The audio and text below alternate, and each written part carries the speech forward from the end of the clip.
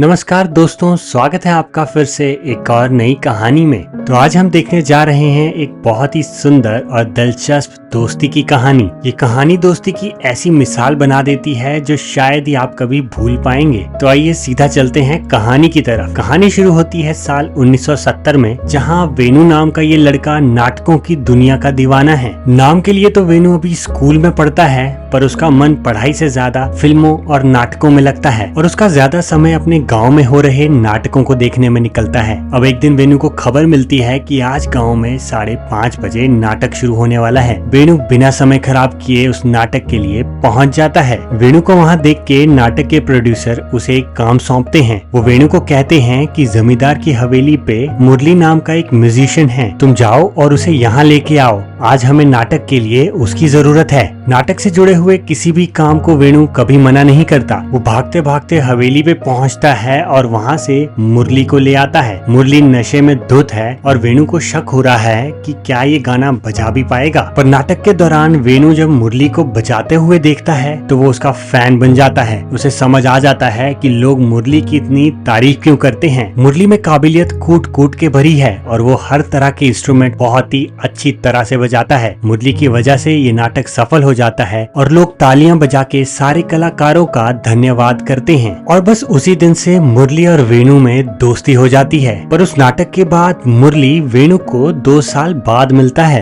वेणु को एक दिन मुरली अपने कॉलेज के बाहर दिखाई देता है। वेणु उसे पहचान लेता है और जाके बहुत ही खुशी के साथ मुरली से मिलता है। वेणु उससे कॉलेज में आने का कारण पूछता है तो मुरली उसे बताता है कि रविंद्र देव की एक नई किताब आई है जो तुम्हारे कॉलेज की लाइब्रेरी में है। मुझे वो किताब पढ़नी है, इसीलिए कॉलेज में आया हूँ। अब मुरली वेणु से पूछता है कि क्या वो किताब लाने में तुम मेरी मदद कर सकते हो। बस इतना कहने की ही देर थी कि वेणु उस किताब का इंतजाम करने में लग जाता है। लाइब्रेरियन वेणु को बताता है कि वो किताब एनी नाम की फर्स्ट ईयर की स्टूडेंट ऑलरेडी लेके जा चुकी है। अब मुरली खुद एनी के क्लास के बाहर वो किताब लेने पहुंचता है और एनी को देख के वो उसका दीवाना हो जाता है। किताब के बहाने एनी और मुरली में दोस्ती हो जाती है और वो दोस्ती धीरे धीरे प्यार का रूप ले लेती है। अब एक तरफ एनी और मुरली में मुलाकातों का सिलसिला बढ़ता जाता है, पर दूसरी तरफ मुरली और वेणु सपने सजाए बैठे हैं फिल्मों में काम करने के। वेणु का सपना है मद्रास जाके फिल्में बनाना और मुरली उन्हीं फिल्मों में अपना म्यूजिक देना चाहता है। इसी कशमकश में एक दिन मुरली एनी से शादी के लिए पूछता है। एनी के मुस्कुराते हुए चेहरे पे अचानक उदासी छा जाती है। मुरली को समझ नहीं आता कि आखिर अचानक एनी को क्या हो गया।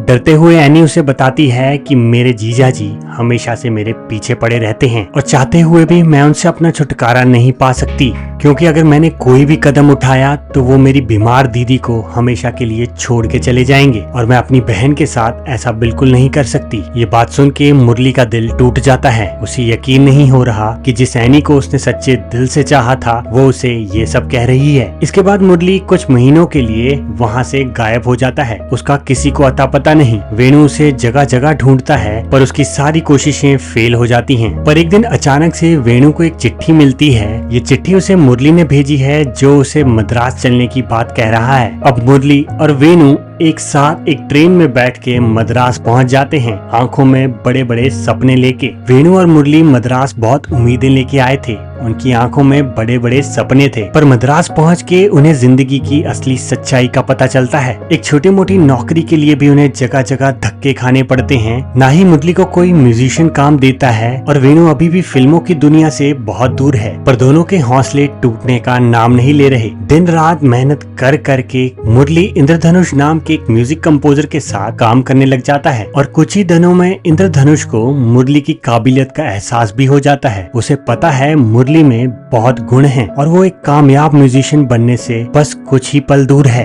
एक फिल्म के लिए वायलिन बजाने के बाद मुरली उस फिल्म के प्रोड्यूसर केशव देव से मिलता है। जहां बाकी म्यूजिशियन केशव देव को खुश करने के लिए उसे उसकी फिल्म के बारे में झूठे दिलासे देते हैं, वहीं मुरली केशव देव को सीधे साफ तौर पे बता देता है कि उसकी फिल्म में कोई दम नहीं और ये फिल्म फ्लॉप होने वाली है। इतने पैसे और मेहनत से बनाई गई अपनी फिल्म के बारे में ये बात सुन के केशव देव को थोड़ा बुरा लगता है और फिर वो मुरली से शर्त लगाता है कि जैसा तुम कह रहे हो, अगर मेरी फिल्म फ्लॉप हो गई तो मैं अपनी आधी मूछें कटवा दूंगा। मुरली हंसते हंसते उस शर्त के लिए हाथ मिला लेता है और वहाँ से चला जाता है। अब दूसरी तरफ वेणु को अभी भी कोई बड़ी सफलता हासिल नहीं हुई है। वो अभी भी इंतजार में है कि किसी को उसकी कहानी पसंद आए और वो उस कहानी पे कोई फिल्म बनाए। कोई प्रोड्यूसर मिले ना मिले, पर वेणु को अपने जीवन का प्यार जरूर मिल जाता है। राधिका नाम की एक्ट्रेस वेणु के प्यार में पड़ जाती है और दोनों एक दूसरे से जीने मरने की कस्में खा लेते हैं। इसके बाद केशव देव की फिल्म रिलीज हो जाती है और जैसा मुरली ने कहा था, वो फिल्म एक फ्लॉप निकलती है। अब अपनी शर्त के अकॉर्डिंग केशव देव अपनी मूछें मुंडवा के सीधा मुरली के पास पहुंचता है। केशव देव उसे बोलता है कि अगर तुम्हें फिल्मों की इतनी ही समझ है तो तुम मुझे अब एक कहानी ला के दो, एक ऐसी कहानी जिस पर मैं फिल्म बना सकूं। केशव देव की इतना कहने की देर थी कि सीधा मुरली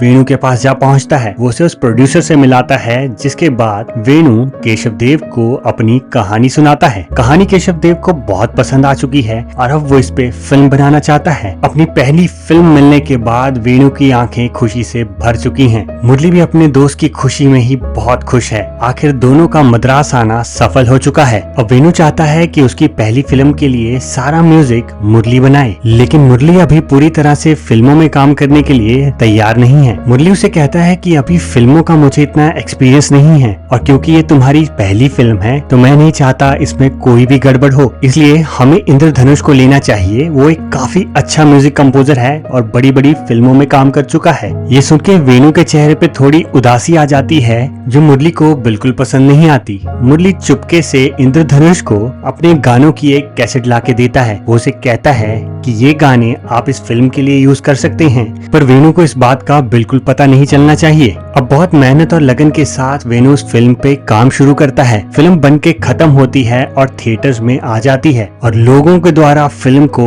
बहुत प्यार दिया जाता है। हर तरफ इस फिल्म की ही चर्चा है। लोगों को फिल्म की कहानी तो पसंद आई ही है, पर कहानी से ज्यादा फिल्म का म्यूजिक और गाने लोगों के दिल को छू जाते हैं। हर कोई इसी फिल्म के गाने गुनगुना रहा है और जिसका सारा क्रेडिट इंद्रधनुष को मिलता है। चाहते हुए भी मुरली किसी को नहीं बता पाता कि ये सुपरहिट गाने उसने बनाए हैं। फिल्म और उसकी म्यूजिक की इतनी बड़ी सक्सेस के बाद मुरली को अब ये चीजें सताने लगी हैं। जिस म्यूजिक पे उसने दिन रात काम किया, उसे अपने बच्चों की तरह पाला, अब वो म्यूजिक किसी और के नाम से बाजारों में बिक रहा है। इसी चीज का गम मुरली को खाए जाता है और वो नशों की बुरी लत में पड़ चुका है। मुरली की हालत का पता चलने के बाद वेणु उसे समझाने आता है। वेणु से कहता है कि अपने म्यूजिक पे फोकस करके इन नशों से थोड़ा दूरी बनाए, नहीं तो वो एक ऐसे अंधेरे कुएं में डूब जाएगा जहाँ से वापस आना बहुत मुश्किल है। वेणु उसे अपनी शादी के लिए भी इनवाइट करता है और इशारों इशारों में ये भी बता देता है कि शराब पी के मेरी शादी में कोई तमाशा ना करे। और उसी समय मुरली को एहसास होता है कि उसके प्यारे दोस्त को अब उसकी हरकतों से शर्म आने लगी है। अपने दोस्त के मुंह से ऐसी बात सुन के मुरली को बहुत बुरा लगता है और वो रात को शराब के नशे में धुत वेणु के घर पहुंच जाता है। असलियत में मुरली उसे वहाँ ये बताने आया था कि उसकी नई फिल्म का सारा म्यूजिक इंद्रधनुष ने नहीं बल्कि उसने खुद किया है, लेकिन शराब के नशे में उसके मुंह से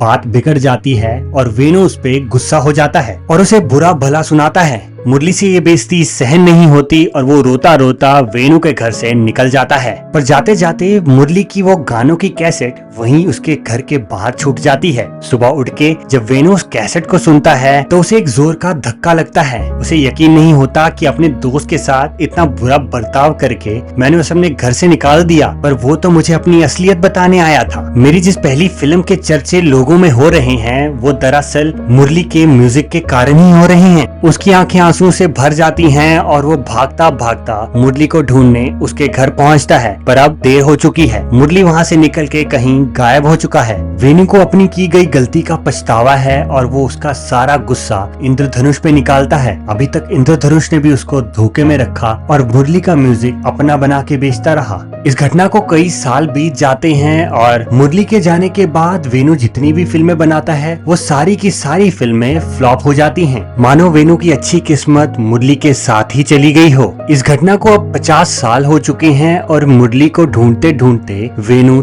थक चुका है। अब एक दिन वेणु किसी काम से कोच्चि आता है और जिस लॉज में वो रह रहा है उसी लॉज में अचानक उसे एक जानी पहचानी ट्यून सुनाई देती है। वो उस ट्यून की तरफ जाता है और वहाँ उसे वायलिन बजाता हुआ उसका दोस्त मुरली दिखाई देता है। इतने सालों बाद मुरली को देख के वेणु की आंखों में आंसू आ जाते हैं। दोनों एक दूसरे को देख के इतने खुश होते हैं मानो कोई खजाना मिल गया हो। अब इतने सालों बाद अपने दोस्त का इस तरह मिलना वेणु को किसी चमत्कार से कम नहीं लग रहा और अब वो नहीं चाहता कि मुरली के साथ फिल्म बनाने का वो पुराना सपना अब सपना ही रहे। वो मुरली को कहता है कि हमें जल्द से जल्द एक फिल्म एक साथ बनानी चाहिए। ये हमारा इकलौता सपना है और इससे पहले कि हम बूढ़े होके मर जाएं, हमें ये सपना पूरा करना ही पड़ेगा।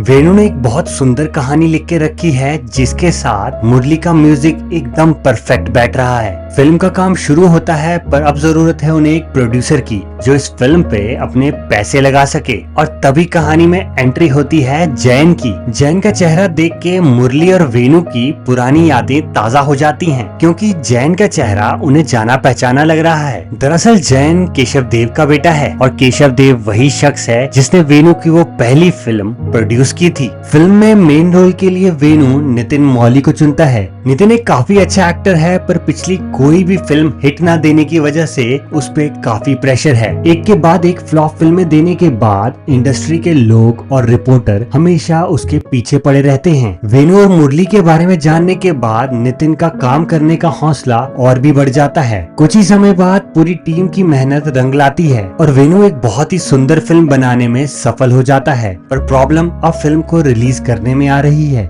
जैन की आखिरी मौके पे तबीयत बहुत खराब हो चुकी है और फिल्म के प्रोड्यूसर के तौर पे अब उनके पास कोई भी नहीं। अब फिल्म रिलीज ना हो पाने की वजह से सारी टीम का दिल टूट जाता है। ये बात मुरली के दिल में फिर से बैठ जाती है और वो फिर एक बार वेणु और अपनी बाकी टीम को छोड़ के कहीं गायब हो जाता है। दूसरी तरफ नितिन भी बहुत परेशान है क्योंकि इतने समय बाद कोई अच्छी फिल्म में उसे काम करने का मौका मिला था और अब वो फिल्म रिलीज ही नहीं हो पा रही। शराब पी के नितिन इंटरनेट पे एक वीडियो अपलोड करता है जिसमें वो बोलता है कि ये सब मेरे खिलाफ साजिश हो रही है, पूरी इंडस्ट्री मेरे खिलाफ है और नहीं चाहती कि मैं आगे बढ़ूं। उसके बस इतना कहने की ही देर थी कि उसकी ये वीडियो वायरल हो जाती है। हर कोई नितिन की इस वीडियो और उसकी आने वाली फिल्म की बात कर रहा है। अब लोगों के मन में नितिन की आने वाली फिल्म के लिए एक्साइटमेंट और भी बढ़ गई है, जिसे देख के जैन के पास एक के बाद एक ऑफर आने लगते हैं। जैन हॉस्पिटल में है पर उसका फोन बंद होने का नाम ही नहीं ले रहा। एक के बाद एक प्रोड्यूसर चाहता है कि वो उनकी ये फिल्म खरीदे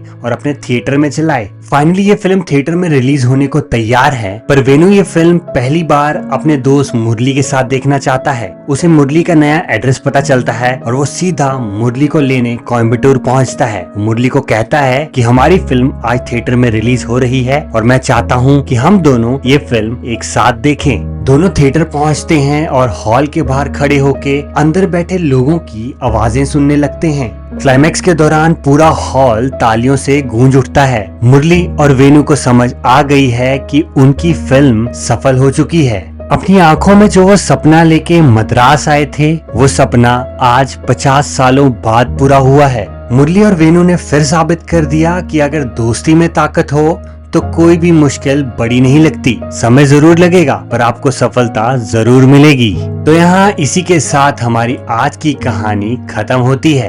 अब मैं आपको अगली वीडियो में मिलूंगा एक और नई कहानी के साथ।